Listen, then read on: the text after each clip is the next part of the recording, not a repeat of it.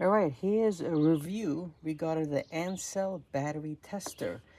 Now I've heard and I've also read bad reviews about this tester.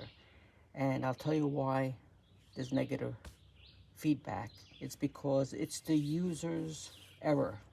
Okay, one of the things that they mention is that it doesn't turn on. Okay, it comes with a plug, but that plug is not for charging. It does not have an internal battery. That plug is for transferring data from here to your computer. Okay, the way this turns on is you have to hook it up to the battery. All right, so now it's not on.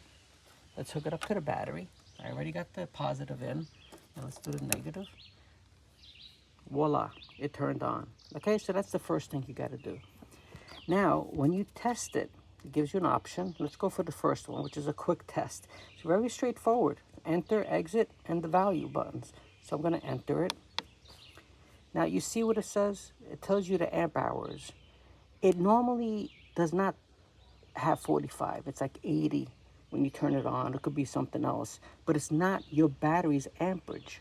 Okay, you have to put it in. See, please input the amp hour value of the label of the battery. Okay, if you don't put this correctly, okay, it's not automatic. If you don't input it correctly with the values, it will not tell you the reading correctly. Okay, so you have to do that. This is a new battery, so it gives me all the information I need to know, the cold cranking amps, and there's my amp hours, 50. Okay, and a battery usually is good for 8 hours, so 50, 8 hours, it should be 400 amp hours.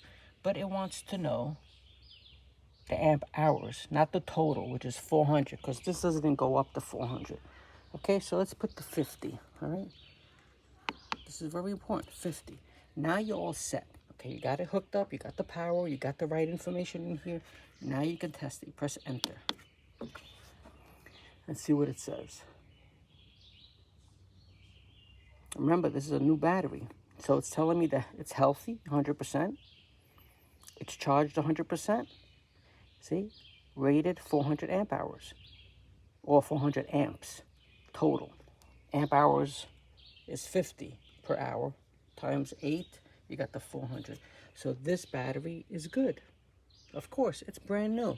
Let's go to another battery that's older and see what it says. Okay? Just to give you an idea that this tester is good, but you have to use it correctly. All right, let's go to another vehicle which has an older battery. I know it's going to read differently. Okay, we'll do the same thing. It's off until you give it some power. Okay. All right. Let's do the same thing. Quick test. Press enter. Okay, what is the amperage on this? It does not tell me. It does tell me the cold cranking amps. It's faded away, but it's 700. As long as you know the voltage of the battery and the cold cranking amps, which is equivalent to wattage. So if you do volts times amperage equals wattage, as long as you have two of those numbers, you can figure out the third one. So I'm missing the amperage part. So I get the 700 amp hours and I divide it by the voltage. Now you can't just say it's 12, 12.5. You got to have a reading. So I got my voltmeter hooked up. It's close to 12 volts. So 12 divided into 700, it should be 45, close to 45. So let's switch this to 45. This is very important. As I said, if you leave it at 50, it won't give you the correct reading. Okay, I got 45. Let's test it. Older battery, just so you know. Okay, it's 73% healthy. Okay, it's rated at 360 amps. Okay, that's total. It says it's good, but it needs to be recharged. See the voltage? 11.8. Does my voltmeter match? 11.9. It's very, very close. It's good enough. See, it's 11.87. So this is correct. It's doing what it's supposed to do. It's reading correctly, and it makes sense. It's a good battery. You know, it's 73%. It's not 100% cold cranking amps, which is 700, but it's enough to start the car. That's why it says to recharge it.